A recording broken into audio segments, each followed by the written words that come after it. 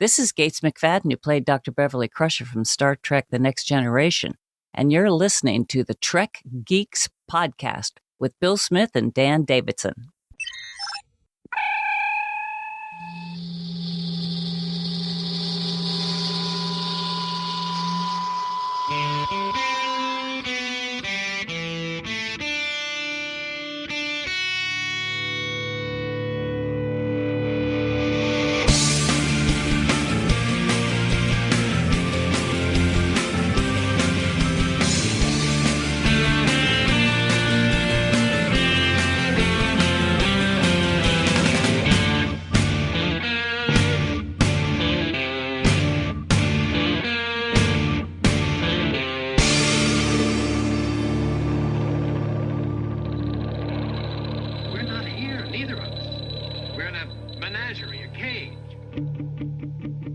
This just in from the Trek Geeks newsroom, located in the sub-basement complex of the Podfleet Command headquarters here in the beautiful northeastern United States. It's the biggest little show this side of the Alpha Quadrant and the flagship of the Trek Geeks Podcast Network. Greetings to you, interested parties all over the world. It's the Trek Geeks Podcast and episode number 279. I'm your co-host, Bill Smith. Thank you so much for joining us. Thank you so much for being a part of this show. We are so grateful for you to be here today. My co-host and I love doing this show, and we thank you all for showing up. And of course, now this means that I have to introduce my co-host. He, I struggle for the words to describe him that paint him in a positive light in the news. However, if there's ever an article where he has gone missing, I had nothing to do with it. He's the largely forgettable Dan Davidson. And Dan, once you unmute yourself, welcome aboard, buddy. Bill, this just in. Dan Davidson has been found alive and well. Back to the studio. Well, crap.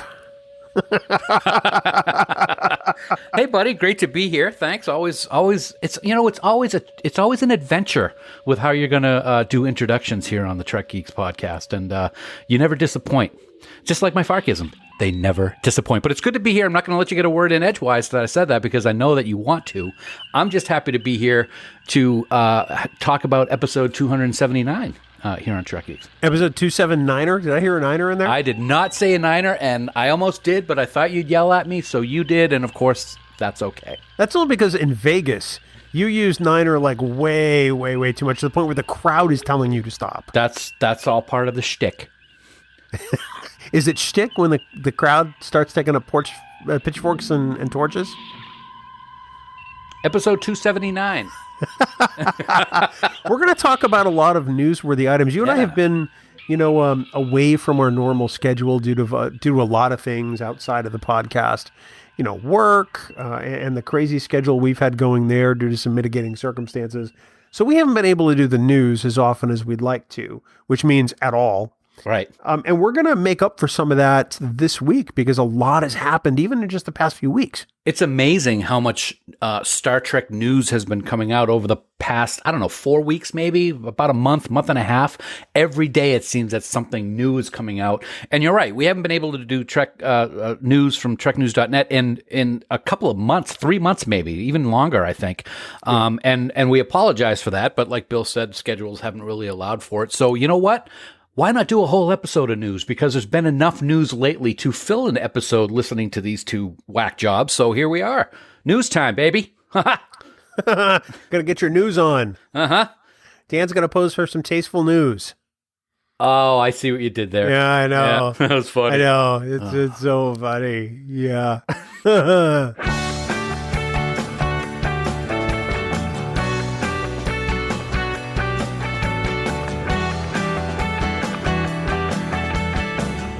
Dan, as always, we want to take this moment to thank our friends at Fansets for being the presenting sponsor of the Trek Geeks Podcast Network.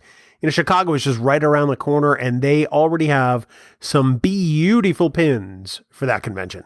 Yeah, they sure do. We've talked about them a lot because, well, they're simply awesome. Yeah, 3 special pins to commemorate Mission Chicago are going to be available at their booth in just a couple of weeks. And if any of the 3 don't sell out, they're going to be available on the website right after that. But chances are well, we hope they sell out because that means that they did well, but we also want fans to get them at fansets.com. Before that, though, don't forget that the newest Star Trek pins are now available at fansets.com, and they are Loaxana Troy, Adira in their Earth Defense uniform, and Cetacean Ops Lieutenant Junior Grade Matt.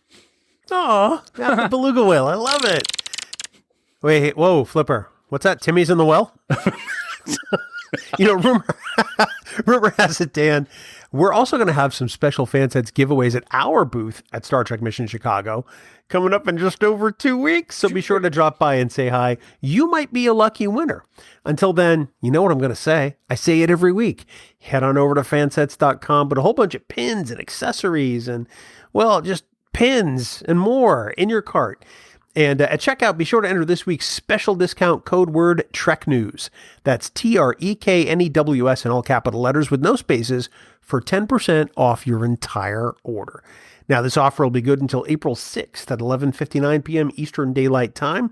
And of course, don't forget, when you spend more than $30, you're automatically going to get free shipping in the United States. Fansets! Our pins have character, and we thank our friends at Fansets for being the presenting sponsor of the Trek Geeks Podcast Network. Fansets! Thought you'd like that. So, folks, really, if you haven't checked out the galaxy's first interactive Tribble from Science Division, let's try that again because there's no such word as division. So friends, come on now. If you haven't checked out the galaxy's first interactive Tribble from Science Division, then you are really missing out. You know, you are. This officially licensed Tribble is just an amazing high-quality Star Trek collectible, which we know you're going to be proud to add to your collection. You and I each have one, and we truly love them. So much work and creativity went into creating this Tribble, too, right down to the softest fur you can possibly imagine. Plus, I mean, these Tribbles, they make sounds straight out of the original series. In fact, you'll be able to hold one in your hot little hands at Star Trek Mission Chicago and hear the sounds for yourself, because you're going to swear it came straight from Space Station K7 right to your door. Or hold one of the giant ones, because they're probably going to have some giant ones at Chicago, oh my God, too. Those things are enormous. They're like basketballs with fur on them. They are. Plus, the Science Division Tribble has its own app that you can use to control the Tribble. It's not necessary, but it is a lot of fun to make it scream at people like this guy right here, my annoying podcast co-host. Fret not, however, everyone except Bill knows. That's right. Here it comes, Bill. Tribbles are not dangerous. Oh, thank goodness. I was worried. This just in from Trek Geeks Legal, Dan. Please do not play basketball with Tribbles. Oh. They are an endangered species, and, we want to do what we can to protect them. Okay. Unless, of course, the Tribbles challenge you to a pickup game of horse. Just saying.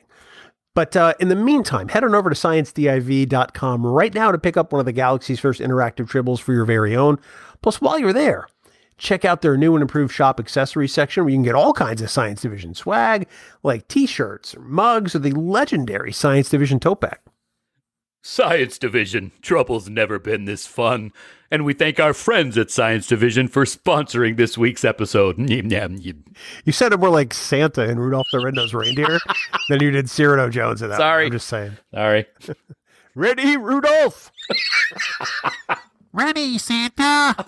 Excellent. Nicely done. That's all staying in. It's absolutely staying in. Okay. ScienceDiv.com. Well. Hi, Dr. Phil Phlox, also known as John Billingsley, speaking. I am the president of the board of the Hollywood Food Coalition. We serve terrific multi-course meals to the unhoused and to those in need 7 nights a week. We assist as many as 100 nonprofits with their food needs, buttressing extraordinary social service programs. We work with community partners to address issues of food insecurity here in SoCal. We do lots of other great stuff, but how much time do we have? If you're in LA, come and volunteer with us at hofoco.org/volunteer, and any Federation credits you can spare go a long way. Dan, it's been a long time since we've said this. What's that, buddy? And I do want to provide fair warning that things are about to get very boisterous. But Dan, it's time for the news from TrekNews.net. Oh my God, I waited so long for this. Hey, wait, back off from the mic a bit. You're killing me. Spanning the Alpha Quadrant. with all the news from all the Star Trek CO. It's TrekNews.net. Whoa, that was online at TrekNews.net. Dan, welcome to Newsapalooza. We have been so out of the loop to some extent that it was time to get caught up because we're trained and seasoned professionals here in the podcastosphere, and honestly, we suck. So I guess you could say we were out of the Loopapalooza? No, I would never say that. No, I would never say that either, but I did. But you did. I did. That's okay. So you're fired. That's all right. That's all right. I've been fired so many times. I feel like, I'm running Star Trek. So we've got an assortment of stories that we want to talk about and get some thoughts on. Yeah. And they're from various points in time over the last several months. Some of them are recent and some of them may not be so. So if you hear us covering what you think is old ground, it's because we haven't been doing news because we could just barely keep it together right now. That's true. And so, yeah. But you know what? It's good to talk about old stories from time to time. And that's why we're here.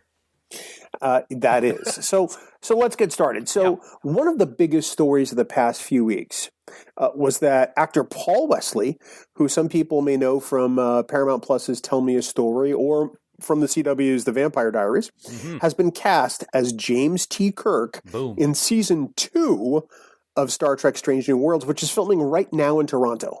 Yeah, fantastic news. It's great to hear that, we've already heard about some of the actors that will be playing some of the iconic characters that we know from TOS. But this one was not one that had been talked about until very recently, and there were actually some pictures that appeared to be leaked from the set in Toronto. They were doing some outdoor shooting, and we saw Paul Wesley in one of these pictures. And so a few days later, it was officially announced that he was going to be Captain James T. Kirk in season 2 of Strange New Worlds. Very interesting. One of the things that we've been noticing in both the pictures and in discussion on social media is in the pictures that were leaked or taken outside on the set, he appears to have a certain type of badge on that people are kind of relating it to the USS Farragut badge from the old days, which would make sense. But in the promotional picture that was released by Paramount Plus and CBS, he's wearing an Enterprise badge. And you have a very interesting take on that, I believe. Well, before we get to that, I do want to mention one thing. Sure. I don't think it's the Farragut.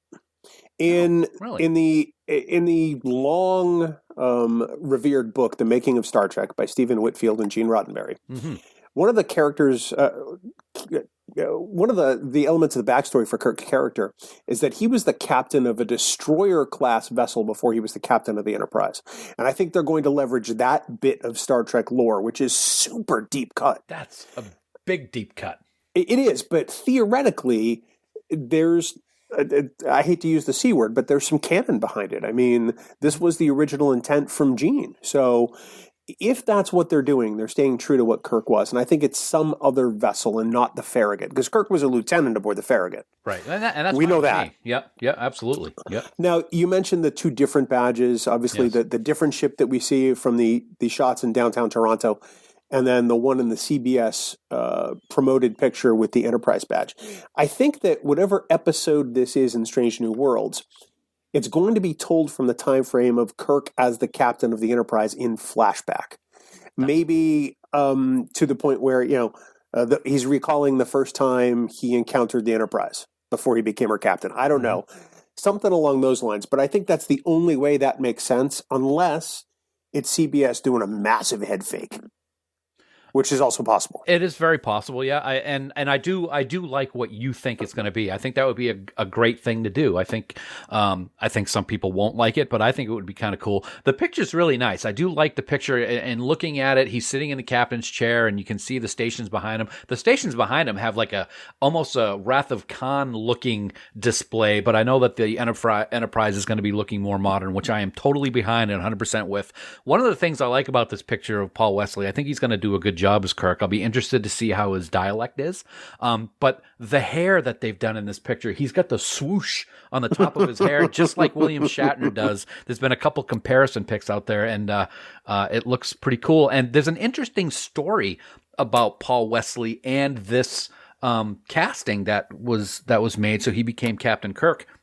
He recently thanked everyone for all the support, and then he relayed a story on Twitter where a few months back he got on a plane and sat down in first class, and lo and behold, the person sitting next to him was William Shatner, just coming home from his trip into outer space for real. So they had a great discussion, they had a selfie, and now look, he's Captain Kirk. That's kind of cool. It is really cool. I mean, what are the odds that something like that's going to happen? Yeah.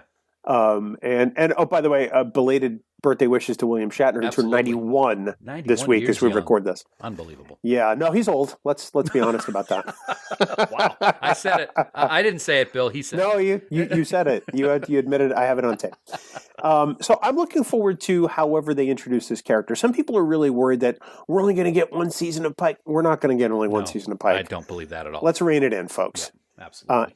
Anson Mount is so on board with this series, and Kurtzman and company are so on board with him being Captain Pike that I think that he's on it for the duration, and I'm more than happy for that. I totally agree with you on that. And on that same note, we kind of like segue into the next story, unless you have anything to add about Paul Wesley. I'm looking forward to it. No, I mean, you clearly are running the show at this point, so why don't I just shut up? Sometimes you need to, grab the reins, so to speak, which is another great segue, because we saw the trailer for Strange New Worlds, Captain Pike riding his horse in the snow. Love of horses, as we saw in The Cage. The trailer didn't really give a lot, Bill, I didn't think. It was very, very kind of a lot of questions. Not lame. Not a lot given. Lame is a good word. Okay, lame is good. Yes, it was not the trailer that I'd been hoping for Strange New Worlds, and we've been waiting a long time for it. So the same day, the trailer for the Obi-Wan Kenobi series for Disney Plus came out, and that was far more engaging than the Star Trek Strange New Worlds teaser. I'm not surprised that that's the way they played it. You would think that there would be something by now, something a little more substantive, but I don't know if they're going to do it. I think that they think that fan excitement is so high for the series that really they could put out anything and we'll still be amped for it. And the thing is, Dan, they're not wrong. They're not wrong. And that's a question I have for you. I think that the excitement over the release of this new series is higher than anything that we've seen in any iteration of Trek in decades. I really think that. I think because it's going back towards episodic television. I think that's one reason. I think the stars, based on what we saw in season 2 of Discovery, especially Anson Mount and of course Ethan Peck and Rebecca Romijn. But I think the level of excitement for the show is far higher than I remember it being for Discovery and even to some extent Picard. Well, let's be honest. There's more excitement for Strange New Worlds than there was for Next Generation or Deep Space Nine or Voyager or Enterprise. Yep. Because there were so many people who were like, Next Generation. If it doesn't have Kirk and Spock, it doesn't have me. That's not my Trek. Yeah, that's exactly what it was. But you're right. I think this is the most anticipated entry into Star Trek since the original series, quite frankly. Yeah. And I'm here for it. I'm excited. I hope that at Mission Chicago, they show us something more. Yes. It's the home crowd. You is. have to do something. It's the first official convention in 2 years. Mm-hmm. They've got to do something. Yeah, I agree. So I can only hope. I'm still going to watch on May 5th, obviously, because I... Dummy. Yeah, I'll be in Disney. You could still watch. Yeah, no, not a good idea. If I got to go out with dinner with the wife and the family or watching television, I can kind of already tell you where that's going to fall. Why don't you just have a party back at the hotel, a viewing party to watch the premiere and bring in all kinds of food and drinks and do it right there? It's not going to fly, dude. I've already tried to talk them into that. Believe me. Maybe I'll get a screener. I'll see it ahead of time. Maybe you just cancel your vacation like a man. Okay. So we talked about the home crowd and obviously Mission Chicago, which is coming up in just a couple of weeks. There is a once-in-a-lifetime opportunity occurring with William Shatner, and it's not for the faint of heart, or the faint of wallet, I should say. No, definitely not. Minikin and William Shatner are offering this limited 3D printed fan experience for people that are going to be attending Mission Chicago. So what will happen is on April 9th or April 10th, everybody who purchases one of these tickets, and we'll get into the Fort Knox amount in a minute, you will get a 360-degree scan with William Shatner, and then you will have your own 9-inch 3D printed figurine with you and him. Okay, so now What's the price, Dan? oh, let's get to the price. It's not too bad. It's only $22.50. Oh, let me correct that. $2,250. I forgot my comma. Yeah, $2,250 for this, which includes tax and shipping. So, Oh, thank goodness. bonus. Yeah, that's a lot. That's a lot of dough. That's a lot of cake. That's a lot of Ferengi Latinum. A lot of booze. I am immediately thinking of a quote from The Office from Michael Scott where he's like, "This is egregious," and this is insane. This is I can't imagine ever doing something like this. Yeah, $2,250. That's a lot of money for a 3D printed figure. Come on. yeah. I hate And- to be critical of people who are doing things like this, but that's excessive. It is very excessive, and there's a limit to the amount of tickets that can be bought for this, which is 100 scans, and you can have 2 people a scan, so that's 200 fans can do this. I remember I got you a 3D printed version of you in a Star Trek still have it. uniform Yep. years ago, and I think it was like $50 or $60 or something like that. Yeah. This is. I'm sorry. I'm a Star Trek fan. I love paying for stuff. This is crazy. But you know what? They're going to get people who are going to do it. And great for those people that can afford it and want to do it. Great. This is just a wallet gouge. I mean, is it going to be like Shatner as today, or is it going to be Shatner as Kirk? I mean, I'm sorry. No, it'd be Shatner today. Bill's great. I don't need a 3D sculpted figure of him sitting in my Star Trek collection if he's not Captain Kirk, or dressed like Captain Kirk. That's just me. It's I'll give this its credit on some level. It is a very unique collectible. Sorry, very unique is not proper grammar. It's a unique collectible. Nothing can be very unique. So I understand that part of it, but at that price point, I don't get it. Why not reduce the price and add more scans? And it just, you know what, dude? It just makes me think that what percentage of that $2,250 is actually going in Bill's pocket? Because it's going to be a lot. Because that's what he does. He's brilliant at knowing how to rake in the cash. Now, the interesting thing about this is you're going to get the figures, like we talked about. You're also going to get an authentic digital signature and an identifier code, a 3D GIF of the scan, a short video of the experience, and then two additional miniature figurines of Shatner and a personal note on said figurine. Yeah. Uh-huh. Well, hey, to those who are going to or want to do it, I hope you enjoy it. Me too. Because it clearly is, the opportunity of a lifetime for huge fans, and I get it. So I enjoy. That's really all I can say. Mm-hmm. Yep. Yeah, we're going to knock out 3 stories at once here. Boom, bang, boom. Because they're all related to the next Star Trek movie. Yes. Which is allegedly going to happen in 2023. And production should start by the end of this year to reunite the Kelvin Timeline crew. Chris Pine, Zach Quinto, Zoe Saldana. Yep. But there may have to be some adjustments. Yeah, absolutely. Like you said, there's a bunch of stories all kind of grouped into one. It's interesting that J.J. Abrams announced recently that the next Star Trek movie will begin filming this year, and it is going to reunite the Kelvin Timeline crew. It sounds great, but the cast of the first 3 Kelvin movies weren't even aware of this and haven't been signed up yet. Haven't even seen a script. Huh. Okay. What a shock. Cat out of the bag there, JJ. Yeah. A little bit too much lens flare. This is not the first time JJ has announced something really way ahead of when it was supposed to happen. I'm not surprised.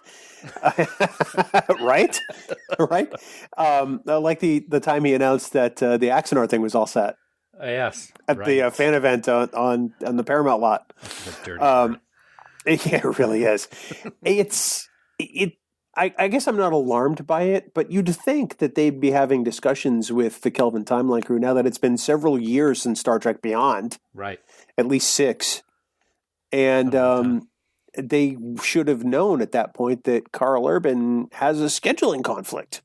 Yeah, that's kind of the one that's kind of like, oh boy. Now, at first, I will say that people like Chris Pine and Zoe have said that they are very excited about coming back, but like I said, they haven't been signed and they haven't seen the script. But nonetheless, they're excited, and that makes me happy because we all know what happened a few years ago with talks with Chris Pine and Hemsworth, and that kind of fell apart, and they walked away from it. So it'll be great to see Chris Pine back as Kirk if that happens. So that's great. But Carl Urban says that he would love to do it, but he has a conflict because he is inked to be filming The Boys all through this year. So if they're going to start filming this year, it's going to be a scheduling conflict with him, and he's hopeful that they will be able to work out something so that he could possibly do both at the same time. So I would hate to see Carl Urban replaced as McCoy because he really is great in that role, but this is one of those things where stuff is announced, nobody has heard about it, and, oh, I'm sorry, I've already got a gig. So we'll see. Maybe he can come in toward the end of his time of shooting The Boys, for that season and be introduced as Disco Bones in the next Kelvin Timeline movie with the beard and everything. I think that would be awesome. That would be great. They could also bring Boimler on. Because he got Mr. Quaid over from The Boys as well. So that time travel episode, yeah. A lot of people, you remember the last time they tried to get a 4th Kelvin Timeline movie off the ground. A lot of people still unfairly blame Chris Pine because the movie didn't happen. Right. And it was not his fault. It was not at all. They promised both him and Chris Hemsworth a certain amount of money, and then Paramount came back and said, "Oh, we need to change that because Star Trek Beyond underperformed." Yep. And he's like, "No. I signed the contract. Pay me." Contract is a contract is a contract. And I can't blame him. When you say you're going to, what Paramount should have done was wait until they got the numbers for Beyond. Yes. Instead of just saying, "Oh, let's sign them now." Yeah, I agree. They were not in the wrong of doing that. And hopefully they've mended fences. Paramount has, eaten crow, so to speak. I think that's the phrase. I don't like crow myself. But they'll take care of it. So hopefully we'll see. Yeah, and some people said, well, are they going to recast Chekhov? No, they stated 6 years ago that they will not recast Chekhov. They will find a way. I mean, at this point, Chekhov is probably transferred to the Reliant. Right. Have Erics. And that's fine. That would be interesting, though, very right? Cool. Yeah. Little Arics? Yeah, that'd be kind of neat. We'll see. Oh, well. Some people are like, Jayla, because it's been 6 years. She could have been through Starfleet Academy by now. That's true. Yep. And I would not mind seeing Sofia Boutella back in Star Trek because she was fantastic. To see her. Yeah, she was fantastic. So we'll see. No script, no storylines been released, nothing. But when it does get released, you can be sure that at some point we'll talk about it on Trek News. Someday. I mean, they've only got 9 months left. Actually, Christmas Eve is 9 months from today as we record this. Well, there we go. Okay, so we might do it on Christmas Eve then. We may very well with that attitude. There you go. Always here to help. So, Dan, we recently co-hosted sort of the pregame extravaganza for the Lappy Awards for Virtual TrekCon 3, and one of the categories in that award was Best Documentary, if you recall. I do recall that. There were 6 films, and one of them has a special 25th anniversary edition coming up because it's being re-released. We're old. You're old. I'm eternal. 25 years ago, this documentary was released. And that's really amazing when you think about it. It's Trekkies. It's one of the first real, big documentaries about Trek, and its 25th anniversary is coming up this year. So that means it came out in 1997, if I'm doing my math correctly, which I know I am because I'm just reading it from the article. It's a great documentary, narrated by Denise Crosby. All kinds of interviews with Jimmy Doohan and Dee Kelly, Walter Koenig, Kate Mulgrew, Nichelle Nichols, Mr. Leonard Nimoy, of course, Brett Spiner, and George Takei are all part of this, and it's kind of exciting that it's going to be released in Blu-ray, and it's also kind of interesting that it took 25 years to do this. Well, there was a second Trekkies documentary too, yes. I believe called Trekkies 2, which I don't think I ever saw. I know I didn't see it. The original Trekkies is it's almost a cult favorite on some level because of the way it follows around the fans. I mean, I'd be curious to see if they do a Where Are They Now? because we know some of those answers. Absolutely. But I think it would be good to retread some of that ground in an updating. I can only hope that's on the Blu-ray, honestly. It'll be interesting to see if it is. Now, the Blu-ray is going to be coming out, Bill, on May 24th, so it's right around the corner. It's only about 2 months. 2 months away from now. 2 months from this very day. And it's interesting. Like I said a minute ago, it took so long for this to come out on Blu-ray because, if memory serves, like Paramount and CBS release new versions of everything every year. Like you can get the board collection, and then you get the board collection in Ultra 4K, and then you get this and different formats. So 25 years. That's 25 years. Mm-hmm. Truly amazing. Well, I will check it out probably. It's been a long time since I've watched Trekkies. I think I watched it in 2000 for the first time, and I haven't watched it since. I haven't seen it in years and years. But what they should do is everybody who remembers the picture from Trekkies, it's this little kid in a Starfleet uniform with "Live Long and Prosper." They should get that kid today, put him in the uniform with the same pose, and put him on the cover. Oh, that'd be good. I like that. Like they did with that album with the kid floating in the pool naked. The Nirvana album? Yeah. Yeah. So there you go. That kid floating in the pool naked. Great job, buddy. Way to have your finger on the pulse of pop culture. That's a long. I'm not into that type of music. So, but at least I knew about it. I'm going to call it Crazy Ivan on the next story because it's not on the card. Today, it was announced that Star Trek: The Motion Picture 4K will be streaming on Paramount Plus for First Contact Day, April 5th. And there will be theatrical showings of this remastered version. I don't know if you've seen the trailer. I have. But, I mean, we loved the director's edition when it came out 20 years ago. Right. It was awesome. Mm-hmm. But they've now even taken that and bumped it up to the point where it is just, it's truly gorgeous. I can't wait for this. I really can't. A lot of people, diss on TMP. I love it. I just love it. I love the music. It's one of those relaxing films. I am so excited for this. Now, if I remember correctly, I did see the article, even though you threw it into the news without telling me. A little surprise there. Oh, yeah. It's coming out on Blu-ray in September, I believe, but we will be able to see it on Paramount Plus and on First Contact Day. And dude, is this going to be a theatrical visit that we're going to do to watch this and maybe nap? Now, in all candor, I have fallen asleep both times I've seen TMP in theaters. The first time I was 10, okay? That was December 1979. I went to a matinee with my brother, and we both fell asleep. Mm-hmm. You and I saw it again for the 40th anniversary in theaters. Yes. And I did have a little snooze. I love it. I joke about falling asleep because I don't fall asleep. I love it, every aspect of it. And I can't wait to see all of the upgrades that they've done with the special effects. Because one of the other things that we had with our pre-show the other day is what was the best movie for its special effects at the time. And everybody on the panel, every single person who was there, all 6 of us, chose TMP. So... because it was what those special effects are like now, being upgraded as they were, or digitally remastered out because they didn't make changes. I think that's going to be amazing to watch as well. I tell you, I watched that trailer today before we started to record, and I this is no joke. This is not hyperbole. I literally got goosebumps between the music and the upgraded visuals. I'm like, oh my word! I can't wait. It's never been seen like this. My only, I don't have a 4K television, so I mean, I'm going to see it in great quality, but I'm going to have to wait to see it the way they intend until I can actually talk my wife into getting a 4K television. Yeah. I'm honest. Actually, I'm so excited about watching that trailer. I'm going to go watch right now, so just cover for a few minutes. I'll be back, okay? Hey. We have important things to do here because this is the flagship of the Trek Geeks Podcast Network. Number 2 in everybody's hearts. Did I say that out loud? Yeah. Well, Dan, let's move along a little bit. So there's a new Star Trek game coming out, Star Trek Emergence, that sees a return to the post-Voyager era, and Ambassador Spock? Yeah.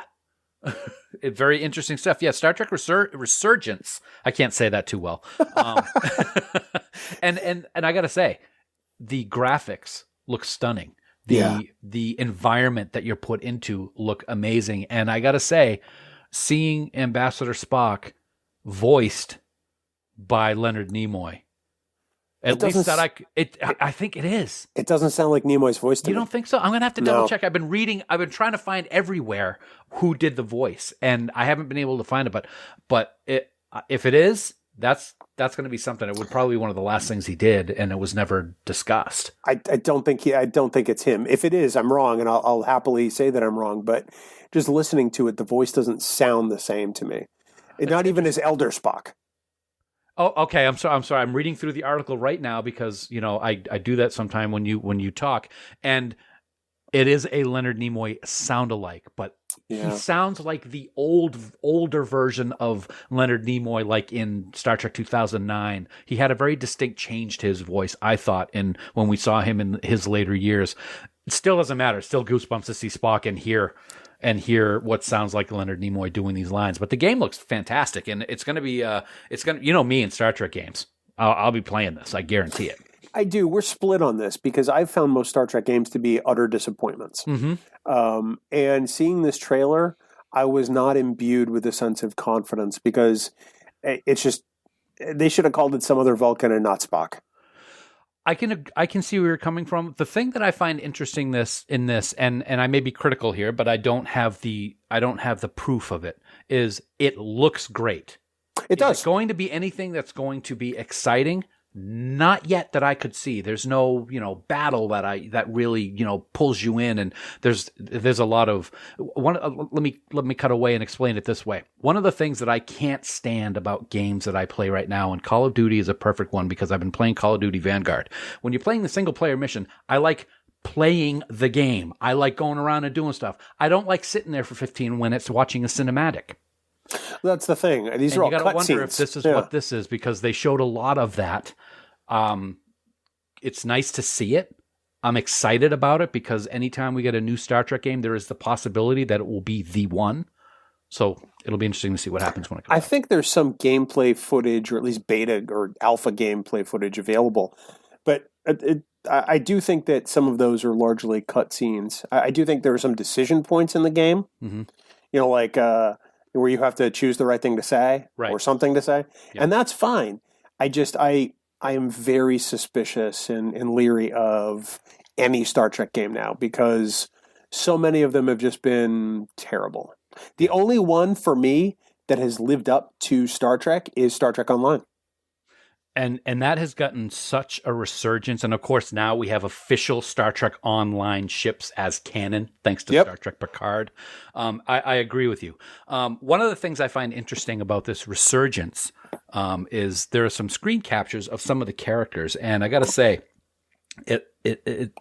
Commander Chekov looks way too much like Spock. Maybe they did that on purpose. Dr. Duvall looks a lot like Michael Burnham. And a crewman, Edselar, looks a lot like Gray from Discovery. I agree with that. So I'm not saying that in a bad way, but I'm just saying, like I said, I'm excited about it, but at the same time, I'm a little nervous about it because, as you said, Star Trek games do not have the reputation of being awesome. If the graphics that we're seeing in this are any indication, they've put their heart and soul into it. So it'll be interesting to see what happens. Yeah, I'm at least interested to see a Star Trek game that's not a time suck, like Trek Souls or what's that? Timelines. Bridge. Yep. They're all just time. They don't really change. It's just you invest more time and you level up and you do more of the same and you level up. Mm-hmm. It's like, I'm not really interested in that. Right. I'm not looking for something to be a time waster. I'm looking for something to enjoy. Right. And that's why I say Star Trek Online has fit that bill for me when I've played it. But I guess I'll go into it with a fresh mind. I'll try it out if it's on Xbox. I think it will be. Sure. And we'll see. Okay. I'm going to do something here that I don't usually do, Bill, if you don't mind. Are you calling it Crazy Ivan? I'm calling it Crazy Ivan. I don't do it often. I love it. Crazy Ivan. We love Star Trek toys, buddy. We do love Star Trek toys. We do, and we love Star Trek Prodigy. Prodigy has been phenomenal. We do. I adore Prodigy. Yeah. And you like your Playmates action figures. Oh, yeah, I do. Yeah, well, guess what? Star Trek Prodigy action figures from Playmates arriving in October. I'm so psyched. It's funny because I'm not a huge action figure person because I don't have the room for them. You gave me like 1,000 one Christmas and I have no room for them. I give you 6. It felt like 1,000 because you're so generous. But yeah, it's very exciting to see that Playmates is going to be releasing these toys, these action figures. You're going to get Doll and Murph in a 2-pack, which is awesome. So Murph can eat everything. You're going to get Gwyn. You're going to get Jenkum Pog, Zero, and hologram Janeway. With a 6th release of Rock Talk will be slated to follow in early 2023. That's fantastic. I want an evil hologram Janeway also. I'm just going to say that right now. They've got to do that. They absolutely have to. I could see various waves of these figures. I'd love a Diviner figure. Yep. I think, that would be so cool. Yeah. And we know that Playmates does a great job with their action figures. These are each going to be 5 inches tall, 1/14 scale, and they're going to be 14 points of articulation, which is going to come in new packaging and everything like that. So we know that Prodigy is geared towards children, and I think it's done a fantastic job bringing a lot of new viewers into Star Trek, and a lot of young people love it, like Emily, who got to talk to, Kate Mulgrew on Discovering Trek. Just saying. But this is another thing that's going to bring them in, because who doesn't love toys, especially when you're a kid? That's it. I have to think that the only reason they put Murph in with Doll is because the Murph action figure would sell out on its own instantly. Yep. And I think they should still do one. I would love a big plushy Murph. Mm-hmm. I would love a big, like, almost like stress ball Murph. That would be good. So you could squeeze and sort of bendy shape. But the Rock Talk figure is going to be amazing. Yes. I can't wait for that. Every one of these characters is great, and it'll be awesome to have them lined right up here on my desktop. Now, you let's plug this a little better, because you did mention Kate Mulgrew appearing on Discovering Trek. Yes, with Emily and Mike Bovia. What a fantastic conversation! Kate Mulgrew doesn't do podcasts very often, and she was excited to talk to Emily. And really, it's a great conversation between Emily and Kate. I mean, Mike is there, obviously, but I mean, it's a very personal conversation. And I think that's why it is so amazing. If you haven't heard it, go download it. It's on the Discovering Trek feed. It is worth your time, because it is just, it is so wonderful to hear. It really is. It really is. And one of the things that I remember Kate talking about before Prodigy was released is how proud she was to be involved in this show that will bring the young people in and teach them things, teach them about the Federation. I don't remember the exact quote that she did on, I think it was on First Contact Day last year when they talked about it, or it might have been Star Trek Day, one of those 2 days. But for her to sit down with someone young to talk about what this show means to them and what her character means to them, it was such a personal and beloved conversation between the two ladies. And I'm very proud of Emily, very proud and honored that Kate joined us on the network. And like you said, it's a must listen. It's really just a great conversation. Yeah, it truly is. Sincere thanks to Kate Mulgrew for giving her time to chat with Emily. We're so excited that that's happened. And I'm sure it's something that Emily's going to remember forever. Forever and ever. And I hope that maybe she gets a little personal face-to-face time with Kate in Chicago in just a couple weeks. I hope so too. I'll be there with my camera. Well, speaking of Star Trek Prodigy, yes. Obviously it aired throughout the U.S. and Canada, and there were a lot of people who were shut out, which sucked. Yep. But Prodigy is going to go international next month in April. Wow. Yes. Very good news. Beginning in April, fans in the United Kingdom and more will be able to watch Star Trek Prodigy, which I recommend everybody watches. It looks like in France it's going to be available on April 18th. And then I'm hoping also that it will continue to grow overseas. There's no specific release date for Nickelodeon UK, as it's called, of when it will be out. The exact date, it does say coming in April. So I think it's great. I mean, this like we just talked about, this show was developed specifically with young people in mind, and it's a global young people show. I think. And for adults as well too, but I think that it's great that they're going to open this up. And I really, I'm not going to diss on anybody making these decisions. I know that there's licensing and all that kind of thing. Yep. They got to coordinate this stuff so that it can all come out at the same time, because people stop what they're doing to watch new episodes of Star Trek. They get up in the middle of the night to watch Star Trek. They sleep the day before so that they can watch these new episodes.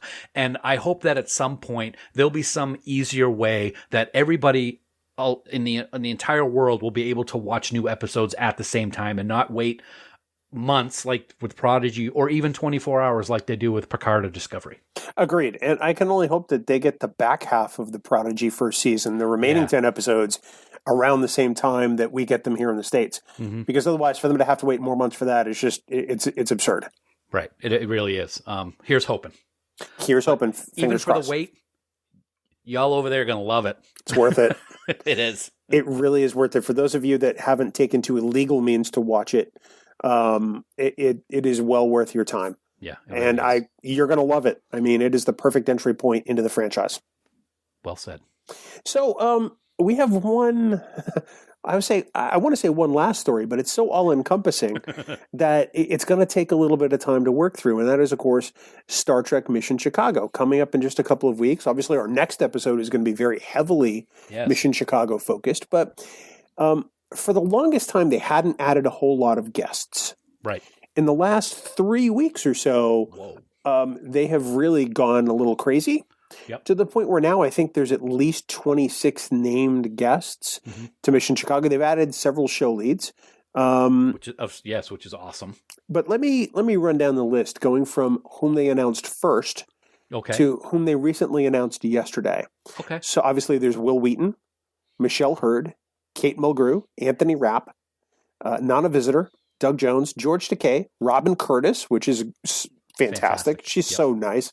William Shatner, Dominic Keating, Anthony Montgomery, Issa Briones, Noah Averbach-Katz, Alexander Siddig, Connor Trenier, Chase Masterson, Mary Chifo, Natalia Nogulich, Annie Wershing, and then, most recently, they've added Sonequa Martin Green, David Ajala, Walter Koenig, Anson Mount. This one's got a lot of people excited, and rightfully so. Tawny Newsome from Star Trek Lower Decks. This one has a lot of people emotional, and that's Ken Mitchell, for obvious reasons. And then lastly, just yesterday afternoon, they announced James Cromwell, who was so kind enough to appear on Trek Talks. Yes. And he's going to rock and roll at Star Trek Mission Chicago. Certainly a much smaller guest list than what Star Trek fans are used to. That's okay. Yeah, absolutely. I will say, up until just a few weeks ago, I was a little nervous because it was a little too small. Yep. It's good to be small so that you get kind of that more personalized adventure at a convention, but it was a little too small a few weeks ago. I think what they've done over the last few weeks opening it up is great, and the names that they have dropped over the last few weeks is just absolutely spectacular. You got showrunners, like you said. You got Sonequa. You got Tawny. You got Anson.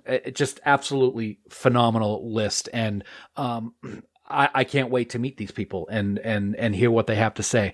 And I got to say, you mentioned it a minute ago, James Cromwell, that's a big one. And I got to say, with all the people that we had when we did Trek Talks and we were in the backstage green room greeting everybody as they came in, he's probably the one person that I was just like, hi. It's like, that's James freaking Cromwell, Oscar winner. Academy Award nominee. I don't think he won. Nominee, but it just done so many great things. That's a big get. It's a huge get. They've added quality appearances. Right. Now, I mean, let's be honest. We've got at least, 4 captains? We've got Sonequa Martin, 5 if you count George Takei. Sonequa Martin Green, Anson Mount, Kate Mulgrew, William Shatner, George Takei. Am I missing one? Doug Jones. Well, technically, Doug Jones. Yeah, he is a captain. But we've got at least 4 series leads. Yeah, that's big. That is big. And I got to say, I'm glad because it is the official Star Trek convention. Yeah. So you want these big names. So now I will say, I don't know if they were purposely holding on to these names before they release, or we may even get some bigger ones. I don't know how much more bigger you can get than what we've got now, but it's kind of like a chicken and the egg. Do you release all the names early and then you don't have the turnout, or do you release them late and then people aren't going to be able to scramble and get to the convention quick enough? I don't know, but I'm very happy to see what they have done over the last several weeks. I think that part of this has been a miscalculation on ReedPop's side. ReedPop, of course, the licensed provider of these new Star Trek conventions. There were a lot of people who didn't buy tickets because they didn't have very many guests lined up. Yeah. They're used to 100 Star Trek guests that Creation would normally deliver as a part of Star Trek Las Vegas. Yep. And that they are on path, that Creation is still on path to do this year with the 56-year mission. I get it, but I'm going simply because I can go and enjoy a great weekend with people I haven't seen now in almost 3 years. Yep. And to sort of feel the Star Trek love, because honestly, it's really been missing in my life. Absolutely. And we've talked about this several times over the course of the last several years. It's great to see all of these stars on stage and hear what they have to say, but we're there for the closeness of being with our Star Trek friends and family. That's the main reason that we go.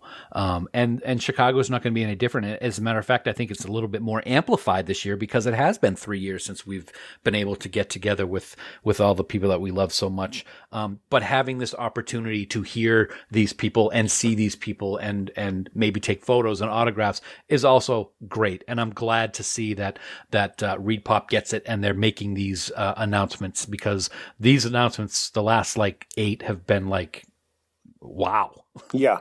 We can only hope that they add some more. Yeah. Because, with all the new Star Trek going on right now, I would expect to see more folks from Lower Decks. I would expect to see the Mike McMahon and the Hagemans. I would expect to see, honestly, schedule permitting, health permitting, Sir Patrick Stewart. Because Star Trek Picard is on right now. Yeah. And it's blowing my doors off. Or maybe Jerry or some other folks from Picard. I'm not saying that, it's a mistake to not do it, but I think that the feeling in fandom is that Reed Pop really has been underwhelming so far. Even in just something as simple as we got our convention passes yesterday in the mail. And the URLs on the back to either download the app or to activate your badge don't work. Yeah. Now, some people say, well, guys, it's, this is the first time that Reed Pop's been doing a Star Trek convention. Yeah, it's that's not true, but they've been doing. Oh, it's not true. But it's not true. What do I mean? What I mean to say is they are. You hear Reed Pop, you think Star Wars. At least I do. So they've got the experience, and they've done other conventions also. They have the experience. So I can totally understand. I can understand, but if you're going to mail out badges, because this is, organizing conventions is their only function. Yes. If you're going to mail out badges, the URL's got to work. The URL's got to work. Yeah. Because the first thing that this fandom is going to do, as technically savvy as they are, is go to the URL to try to download the app, like I did. And I did it I tried to do it 4 times yesterday because I got my badge yesterday. I'm like, what is going on here? And then I saw you tweet it out. And I'm like, okay, I'm not doing anything wrong. It strikes. And that's frustrating. It is frustrating, and it says to fans that the attention to detail just isn't there. If the answer is it's coming, that's great. But put that on the little, leaflet they put inside. The URLs will be active on this date. Right. Great. Problem solved. I think that, the finer print with Reed Pop this time has been missed a lot. Yeah. For various things. For us as exhibitors, because we have a booth. For us as convention goers, because we've bought tickets to the convention. Right. For us as speakers, because we have a panel. Can't wait. I can't wait for that too. There's just been a lot of close butt with Reed Pop. True. In their initial outing. Yeah, I agree. And not to say that we're not excited for this. We are. I'm incredibly excited. And I'm very hopeful and expecting, to be quite honest, that when we get there, it's going to be like none of these things existed, none of these problems, none of these frustrating things before the convention took place, because I want to walk in there and I hope they completely blow away my expectations. That's what I'm hoping. Well, and our expectation really is just the people we're going to see. Mm-hmm. The convention could be lights out. The convention could be meh. I haven't used that one in a while. But your face is meh. We're going to have an amazing time simply because we're going to be around the people who love this thing the way we love this thing. And that, for us, you and me specifically, that's really the value.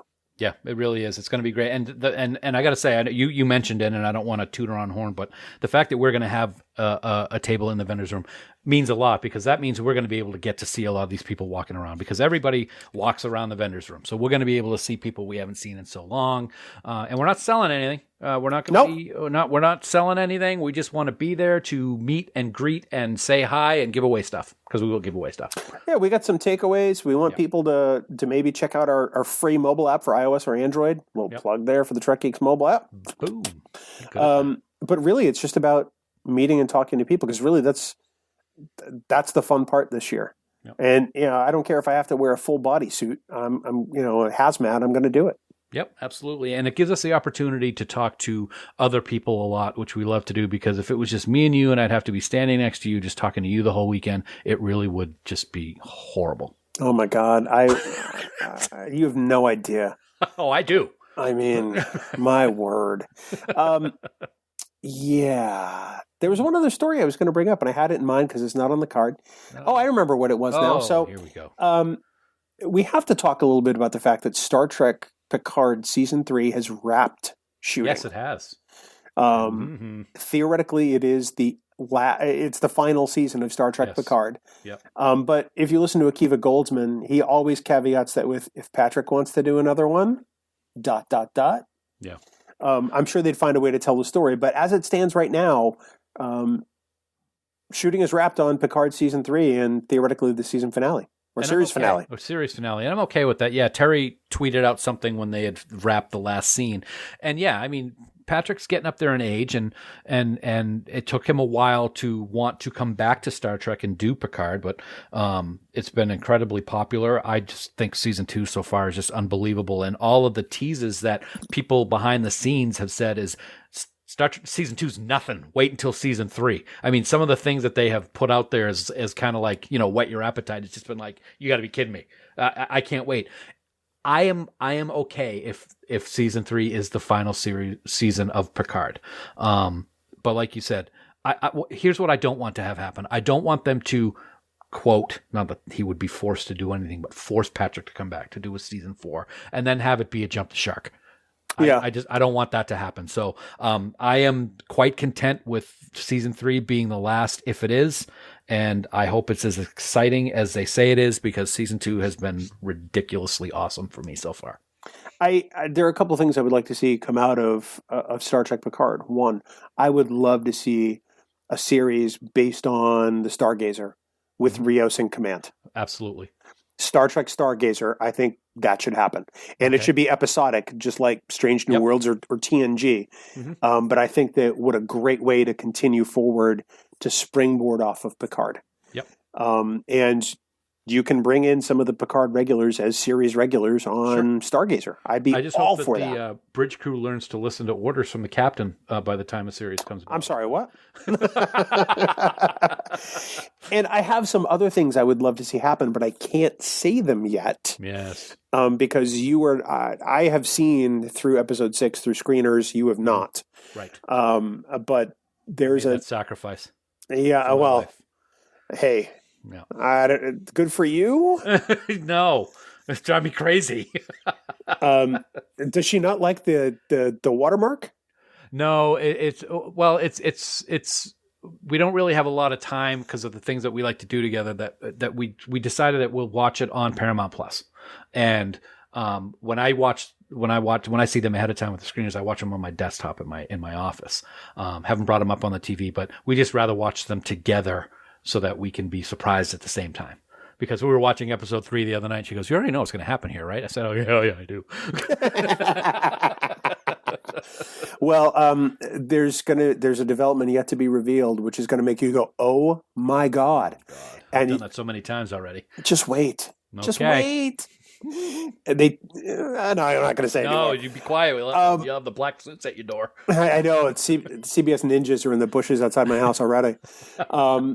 So that's a lot of news that we've caught up on. Yeah. Suffice it to say, I mean, typically at the start of the year, we do a State of Star Trek episode, and we haven't really done that this year. But suffice it to say, the State of Star Trek is even stronger than ever with everything that's going on. We are in a new renaissance of Star Trek, I think. Mm-hmm. Some people may not like the direction, and that's fine. That's on them. For those of us that are fans of Star Trek in any form, man, what a time to be a fan. I've said it before. This is the best time in all of history to be a fan. It really is. We got people that are doing these shows that are just as much in love with the franchise as we are. And they're putting out content that they know is going to get under a microscope every single second. And they do it, for the most part, everything has been done just as me as a Star Trek fan wants it to be done. So I think it's great. And if people don't like it, that, like you said, that's on them. Not saying that's right or wrong. That's your own personal opinion. Just don't bitch at everybody who says they love it. Just like the people who love it, don't bitch at the people that say they hate it. Absolutely. Just whatever. You know, it's a giant tent. There's over 50 years of content. So if there's part of it you don't love, go focus on the things you love. Yeah. Because it's there for us to enjoy. For those of us that enjoy it all, even better. Mm-hmm. So I'm excited by all of this news that we've had a chance to be exposed to in the last few months. I can't wait to see what happens in 2 weeks at Mission Chicago, because there's going to be something that comes out of that con. Something's going to drop. Yeah. But of course, Trek News will be there to report on it, Dan. This has been the news from TrekNews.net, Newsapalooza, from the Trek Geeks Podcast Network, with Bill Smith and some idiot. Well, Dan, that's our look at the news that we've been putting off for some time, but we have more news. I know, that seems weird, doesn't it? I know. We had news, we talked about news, there's more news, and it's regarding our friends, the band 5 Year Mission. They are the official house band for Star Trek Mission Chicago, coming up in just over 2 weeks. This is such amazing news. I mean, the first official Star Trek convention in 2.5 years, and they are going to be the house band. It doesn't get much better than that, buddy. So in the meantime, you want to get ready for Mission Chicago, go out to 5yearmission.net, get all their CDs, get that music in your ears, or maybe even, bring the CDs with you. The band, I'm sure, will sign them. Because they can spell better than I can. I know. Dan's a groupie. I mean, he's going to be getting his underwear signed and everything. But head on out to 5yearmission.net, get their CDs, and we hope you'll enjoy them at Star Trek Mission Chicago, because we can't wait. Absolutely. And congratulations to everybody in the band. It is well-deserved. And anybody who's going to be in the audience watching them is going to know why we love them as much as we do. So it's awesome. But I got more awesome news for you, buddy. I really do. And I know you're probably rolling your eyes. But, for several weeks now, we've had perhaps the most awesome and amazing contest in podcast history.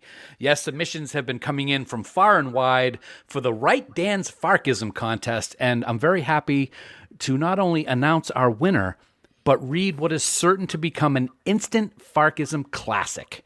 First of all, congratulations to Helen Reed for winning this contest, and not only becoming a Fark legend, but also winning a $50 gift card to Fansets. Fantastic news. Congratulations. Here it comes, Bill. Get ready. This one's going to blow your socks off. Oh, I already know it's going to be light years better than anything you've written. I knew that you were going to say that. So here it is. The motley crew of the Proto-Fark takes music lessons from a holographic drummer, learning how to work together as a band while narrowly escaping a white dwarf's gravity in the Prodigy episode Farkstruck. That's right, ladies and gentlemen. It is a double Farkism.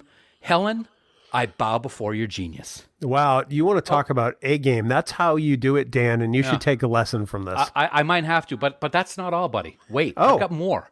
I've decided to reward yet another person for joining the rank of the Fark elite. So on our next episode, I'll reward another listener with our runner-up prize of a $25 gift certificate to Fansets. And of course, Farkism immortality. That's going to be next time. Another fan Farkism, fantastically done Fark people. These, I'm excited by these Farkisms because people actually did something you don't do, and that's put effort and thought into them. And that was fantastic. I actually loved that one. It was Farktastic. Every time you've used that word, we've gotten a note from Trek Geeks Legal, so you might not want to do that anymore. That's just me. But yeah, 5yearmission.net. Please go get all their albums and tell them how much you loved Helen's Farkism, because we did.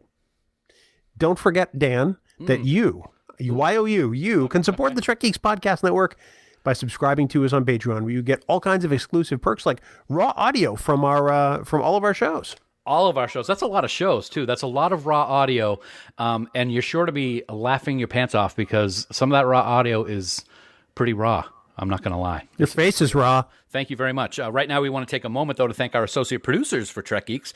We are so grateful for their support, and they are Vikram Bhatt, Brad DeMag, William Edward M. Jr., Patrick Escudero, Andy Fark, Kimberly Francis, Jonathan Hamilton, Peter Hong, William Jackson, Ryan Jeffs, John Krikorian, Sean Lynn, Rick Mason, Jamie McGregor, Ross McKinney, Aaron Mollenkoff, Casey Pettit, Helen Reed, the winner, Helen Reed, I might. Winner.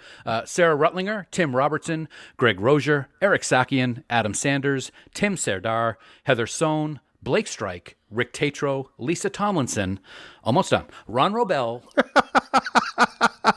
and the gracious and wonderful Connie Hutchins. I love how you had to go almost done just so you could take a breath. That's amazing. We also want to thank our Trek Geeks producers for their support. They are Mike Bovia, Chaz Bradshaw, Kyle Castillo, Peter Craig, Andy Davenport, Craig Ewing, Jackie and Chris Hackney, Kimberly Hartman, David Hood, Lionel Marchand, Matt McGonigal, Jim McMahon, Darren Metcalf, Charlie Mulvey, Sean O'Halloran, Jamie Rogers, Casey Shafsky, Jim Stoffel, Chris Trabuzio, Ken Tripp, Christina Werther, and the lovely and talented Jess Vashon. Dan, the senior producer of Trek Geeks, is the amazingly awesome Jude Tapman. Amazingly awesome in every sense of the word, because there's two words there. You too can become a producer in the Trek Geeks Podcast Network, and it is so easy to do. Head on over to patreon.com/TrekGeeks for all the details. Dan, next time, our bags are packed. We'll be getting ready to head to the Windy City for our first convention in a very long time. I think it's easy to tell by anybody listening how excited we are about this, man. It's been far, far too long since we've gathered with Trek friends and family. It's been a long road, you might say. No, we wouldn't say that. And Mission Chicago is literally right around the corner. So on our next episode, we're going to break down what you can expect if you're going to be joining us at Mission Chicago. It's our pre-convention extravaganza, and it's next time on Trek Geeks, the flagship of the Trek Geeks Podcast Network. Well, I've heard of that. In fact, for even more great Star Trek discussion, we want everyone to check out the other member podcasts here on the network. We have so many fantastic shows, all created by passionate fans who just want to celebrate Star Trek and Gene's vision. And speaking of conventions, Dan, you may not know this because you're not that bright, but we are so happy to welcome the newest podcast on the network. It's ConPod. ConPod, a Star Trek convention podcast hosted by our great friend, Mr. Convention himself, Ron Roble. So you can find all our podcasts in the free Trek Geeks mobile app for iOS or Android, or get a link to your favorite podcast player by visiting trekgeeks.com/listen. ConPod. I love it. ConPod! That sounds like it's like a... Never mind. The Trek Geeks Podcast Network. No one talks Trek like we do. I love it when you deviate from the copy because you lose your place. And then you're like, oh, where is it? Where is it? It's the next to last line, Dan. Oh, there it is. And of course, for all the news on all the Star Trek CO, please visit our great friends at treknews.net. For now, this has been episode number 279er of the Trek Geeks Podcast. We do hope you all live long and prosper. Coconut. Coconut. Dum, dum, dum. Coconut. Dum, dum, dum, dum. Coconut. Dan's dumb. Music for Trek Geeks is provided by 5 Year Mission. They're writing an original song for each episode of Star Trek.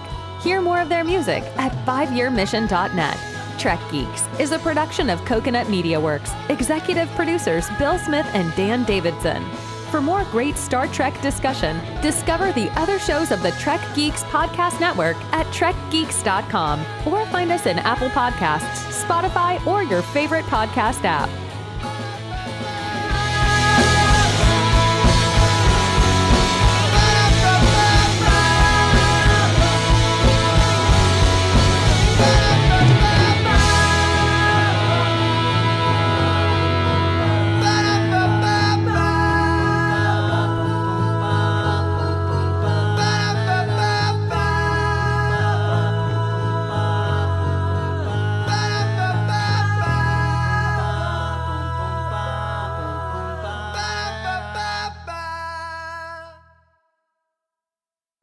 My kind of town, Chicago. We're going there in 2 weeks. You're adding a lot to this podcast. I don't hear Bing Bong. I don't say anything till I hear Bing Bong. You just did. So it was your Chicago version of Bing Bong. No, you got to change it up every now and then. No, there are some things that you never change up. Bing Bong is one thing you never change up. There have been plenty of times we haven't done an actual Bing Bong. No, but we've always done a Bing Bong when we've had an outtake. No, we have not actually. Not when we started the first Bing Bong. I don't know about that. I have received emails when we haven't actually said Bing Bong. Well, it's your fault. Well, yeah, there's some of those times where we use an outtake with a guest, like say Billingsley. True. There was no Bing Bong. True.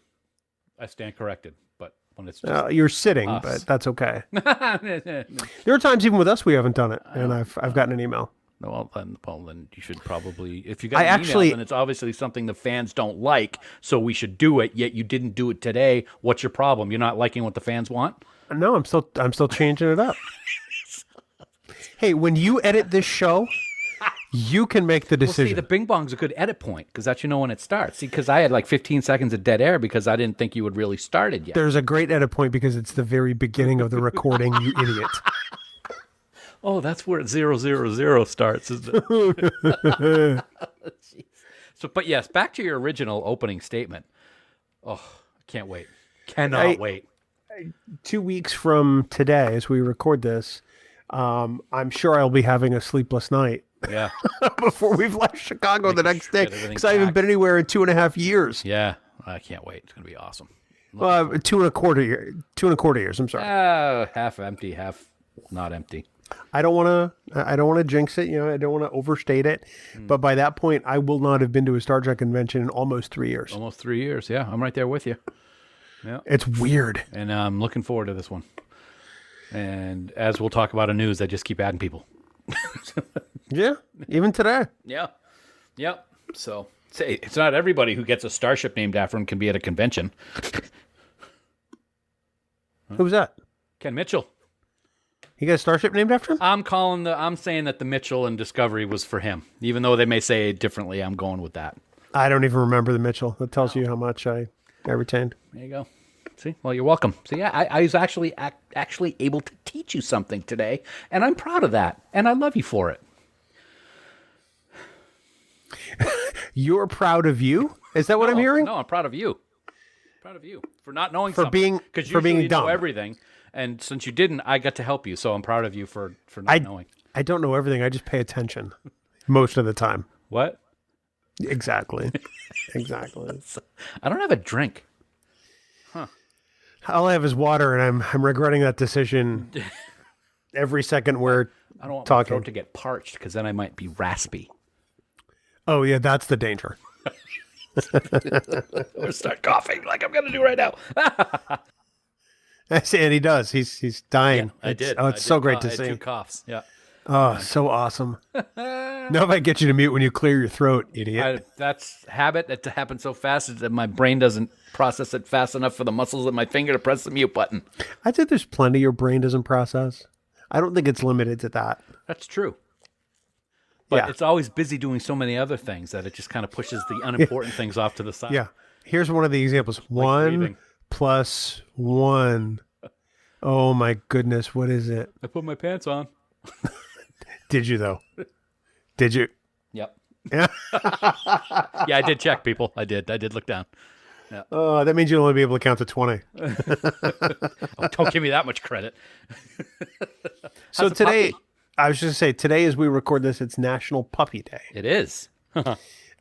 Isabella just got up from her nap, and now she's taking another nap. I can see her ear off to the side there a little bit. Yeah. Oh, Let me turn. There she is. And I'm so happy that she met Uncle Dan for the first time in person the other day. She did. She did amazingly well, I thought. Adorable. Yes, absolutely adorable. Yep. She's 42 pounds of nothing but muscle. Yep. Well, I can't say the same thing about you or I. Well, I noticed that you threw me under the bus first. Thanks a lot, fatty. Oh, God. Yeah, that's funny. Oh, that's so... I I will say, speaking of muscle and weight and everything like that, at the gym the other day, I'm very proud. I'm very happy that on the sleds, I pulled almost 500 pounds, 20 yards. It's not easy to do. I thought I was going to pass out afterwards. Literally, I thought I was going to pass out walking to the next station, but it was an accomplishment. So I was very proud. That's how I aggravated my foot I for did the that longest time. Yep. And it was recurring for quite some time. It was doing a sled push instead of the sled pull when I hurt my foot a couple years ago. Yeah. I don't remember which one it was, whether it was pull or push, but my nagging foot injury was tied to that. Yeah. Is it all better? It is now because I don't push sleds anymore. Oh, yeah, so that's okay. Maybe I'll kick it in Chicago. I'd love to kick you. Yes. That would be amazing. You're going to get the opportunity, and I won't stop you. Yes. Our network is going to be so represented in Chicago. It's I'm beside myself. I had no idea that so many of the amazing folks here on the Trek Geeks podcast network are actually going to Chicago. It's going to be Mike Bovia. Yeah, and Mike Bovia. It's going to be the first time we've been in the same room with some of these folks, and the first time we've met them in person, which will be amazing. It's going to be awesome. I am so looking forward to it. And as we talk about every time we go to a convention, the biggest factor these days is getting back in touch with our Star Trek friends and family, and they're our family definitely with the podcast. So it's going to be awesome meeting them in person for the first time for some of them, getting back together after several years for others. So it's going to be great. Looking forward to it. Definitely, it's going to be it's going to be a long weekend. It's going to be a quick weekend. It is. And those two sound like they should be mutually exclusive, but in the world of Star Trek conventions, they really are not. Nope. And we'll be busy, but it'll be worth every second of it. We will. We've got a panel coming up on Sunday of that weekend. Yeah, looking forward to that with Heather. Tissues not included. No, you get your own. Bring your own. Yeah. That might be a good idea. I might even cry because I know that you'll be there. Wow. Nah, I'm just kidding. I'm going to give you a big hug on stage. No, you're not. Well, see, now that I know you don't want it, you're going to get it. Oh, my. Moogie. I will punch you in the junk. Like I would just square up. How do you think that's going to look? I go to hug you because I'm a loving person and you punch me. I'll just yell security like I'm, running some defunct fan film. Did I say that out loud? I'm sorry. I did. Yeah, that's okay. That's all right. What a moron. Not you. No, I didn't think you meant me. No, not at all. Anyway, so yeah. Okay. Yeah. So you know what's funny? We're talking all this great stuff about Chicago, and it's still 2 weeks away, and this week's topic isn't even Chicago. That's the next episode. The week we go to Chicago. Exactly. Dummy. Funny how that's scheduled like that. Wow, that's lucky. You... Who would have thought? It was in the cards, wasn't it? It's like, oh my God, look at boom, boom, boom, boom, boom, boom. Oh my God, we're going to Chicago right when that episode drops. Who would have thought that would have happened? I don't know, Dan. How do you think that could have occurred? You know what? Maybe I should buy a lottery ticket. Do that. Yeah, in fact, buy 100 of them. Get the power play. Because you want to really hit the money big. And if you win, I will cry. I'll give you that power play money back. How's that? Oh yeah, thanks. All $10 or whatever. All $50. Sorry. Yeah. You're welcome. I'm here to help. You are such a giver. Anyway. Yeah. So. 2 weeks. Thanks, listeners. 2 weeks. 2 weeks. 2 weeks. I can start packing. For once, I've not done that. I think it's because the last time I was slated to go to a con, which was Star Trek Las Vegas, I started to pack like a month ahead of time, and then the week before, we decided we were canceling based on the Delta variant of COVID. So I've kind of not pulled my typical routine of packing a month in advance. Yeah, that makes sense. I'm excited to. Don't get me wrong. Yes. I can't wait. I got a whole bunch of stuff right here off camera. That's going to go in my extra suitcase of stuff that we need to bring for stuff. I don't care if I have to look like the boy in the plastic bubble. I'm attending this convention. There you go. I like that. There's a reference. Well, you look like John Travolta, which is not a bad thing. encased in a hazmat suit. Oh, that's true too. Yeah. Yeah. Do you remember watching that movie? I do, absolutely. I just realized my camera's on the wrong monitor. I'm gonna bring it right over here.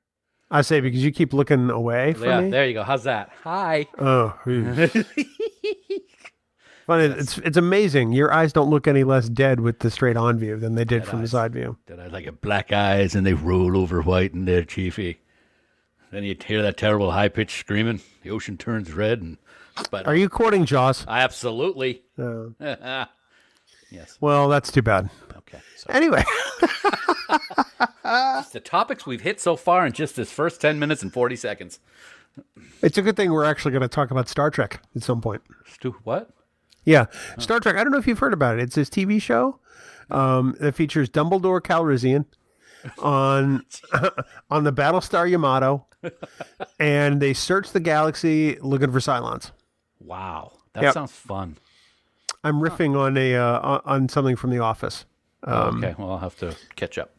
Where Jim is trying to explain to Andy about Battlestar Galactica just to tweak Dwight.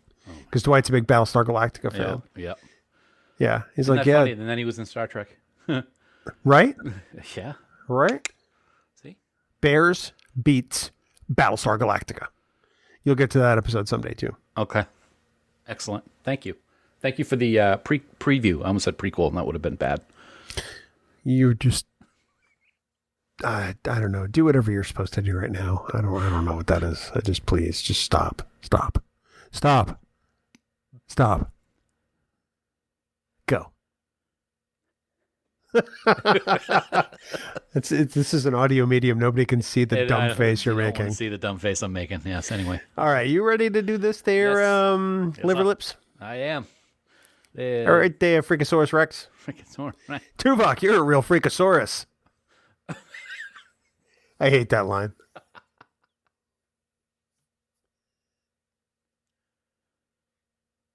I hear you breathing. Stop. Wow. Yeah, and stop breathing. That's correct.